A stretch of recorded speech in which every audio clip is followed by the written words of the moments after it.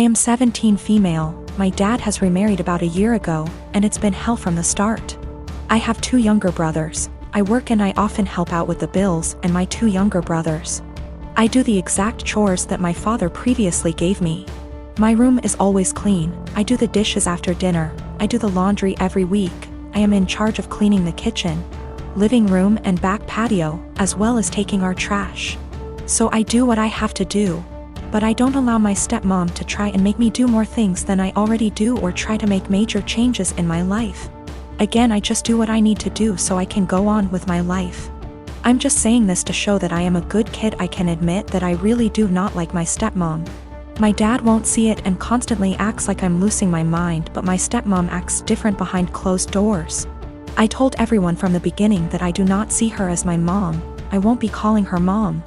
And this change with her and her 4 kids moving into our apartment will not change aspects of my life. I'm not a babysitter, but she constantly disrespects that. I'm not sure why, but she loves trying to punish me, which I don't let her do. Again, I don't need disciplining. I'm just not happy anymore, and I'm done putting on a smile to please everyone of overworking myself to feel proud of. So I do what I need to do and everyone can leave me alone. She constantly tries to make me do more than I already do, go as far as to clean her bedroom, bathroom, pick out her kids' clothes, buy them clothes, and gets angry if I say no. The other day she tried coming to me telling me to call off of work to watch her kids. I told her that I won't and I am not a babysitter. Her kids are all twins, 2 of them 14, 2 of them 15. She told me that she wasn't asking me, and if I'm not there I lose my phone, car, and laptop. I pay for all that. I just said I will be going. She said I won't. Don't try arguing because my dad will put me in check. All I said was we'll see. So like I said, I went to work. I left the kids there, made them some food, and left. And she was pissed, vein popping out of her forehead, pissed. She started yelling at me, trying to take all of my stuff, but I kept them in my room and told her that I said I would not and she shouldn't be surprised. She got mad, saying why I was incompetent to even babysit a couple of kids, and she can't wait till I turn 18 to kick me out. I agreed, and she got even more mad and tried saying I will be coming straight home from school. At this point I just accused her of being a sadist and thriving off of watching people suffer. Argument was over. I went where I needed to, did what I needed to. But my dad and her have given me the silent treatment and won't even leave dinner there for me. I've been out of the closet since I was 17, in 2007. When I came out, people in my family said some pretty hurtful things, which I totally expected. Being from a Southern Baptist family, in God, it hurts to admit this, but my older brother at the time seemed very receptive, surprisingly. He told me that if my dad ever gave me any trouble, to call him and he'd talk to him. That was really the last time we talked about it. Flash forward 13 years, I'm 30, and I'm getting married to my fiancé Scott next year in April, if COVID so graciously allows. I started putting a package together of fun things from my brother and I's childhood, all with the intention of asking him to be my best man. However, he called me 2 weeks ago, claiming he's wanted to talk to me about this for a long time. He went into the long tangent about how being gay is wrong and isn't what God wants. He said he thinks Scott is a nice guy and he loves me, but he doesn't think it's right that we're getting married. It was quite a shock, as Scott and I have stayed with him multiple times when we visit my hometown. To top it off, and what hurts perhaps the most, he said my 3-year-old niece, whom we adore, won't be coming to the wedding because he didn't want to have to explain to her what was going on here. Notice he only said that she wasn't coming to the wedding. I think he fully expected to still be invited after this. His wife, whom he started dating when I was 12, feels the same apparently. My whole dad's side of the family feels the same way they do, but I've already written them off mostly in my mind. My mother is beyond pissed and upset at them. I think what upsets me the most is a sense of betrayal. They were my safe spot in the family. I felt like because they're close to my age and younger and went to college, they would understand and it wouldn't be a big deal to them.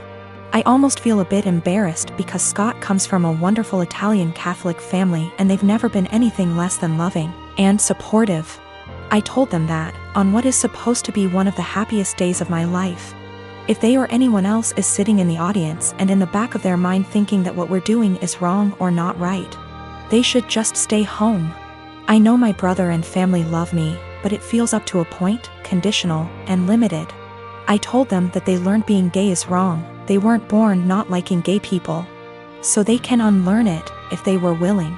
But I don't think that's going to happen. I am one of 4 kids. My older brother P, who I no longer have any contact with, my younger brother J, who is no longer with us, and my youngest sister K. Recently P's children, 2 girls and 1 boy, all in their late teens and early 20s, reached out to me and expressed a desire to have a relationship. I have 0 contact with their father and swore that I would beat him black and blue if I ever saw him again. My oldest brother P was always the golden child.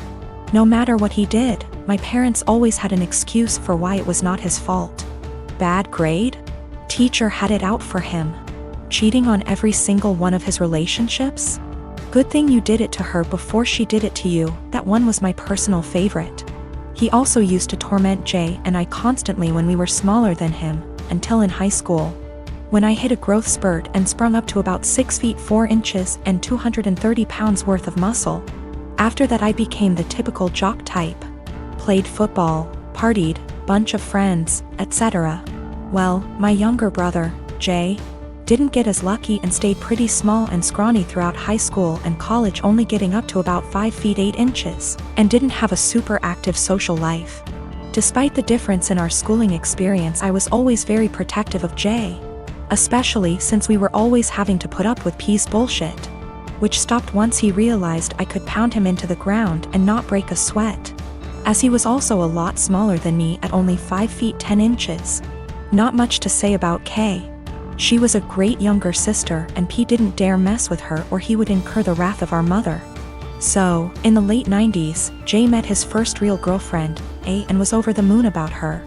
He spent every spare moment with her, and when he wasn't with her, he would do nothing but gush about her. I had never seen him so happy.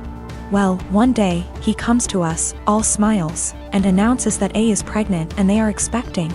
The mood quickly turned, however, when a week later it came out that A had been cheating on Jay for the duration of their relationship, with our older brother P.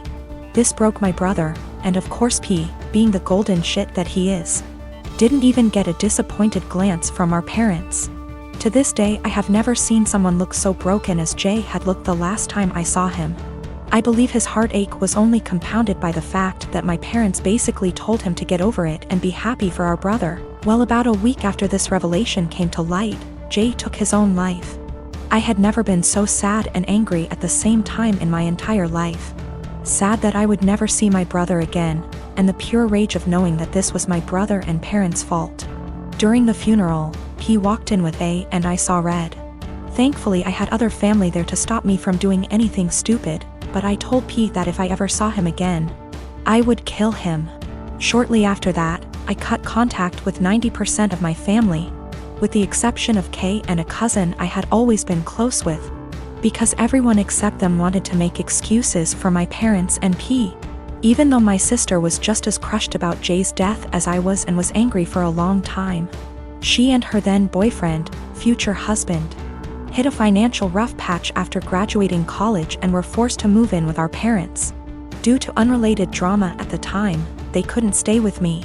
So my sister stayed with them for several years, and over that time their relationship improved, and even though I wasn't thrilled at the time, I understood. She still doesn't really have a relationship with P, but is cordial if they meet. I don't blame her, because our parents did a lot for her and daughters love their cousins. So I didn't want to put her in that kind of position of choosing. I never had any kids, and truth be told, I never wanted any. I much preferred the role of the fun uncle. Kay met a great guy and had 2 daughters, who I absolutely adore. P had 2 more kids with A before cheating on her and splitting, and I've never met any of them. My parents have tried to make contact a handful of times, but I always told them to kick rocks. So last week, I'm chatting with Kay's daughters, 19 and 17.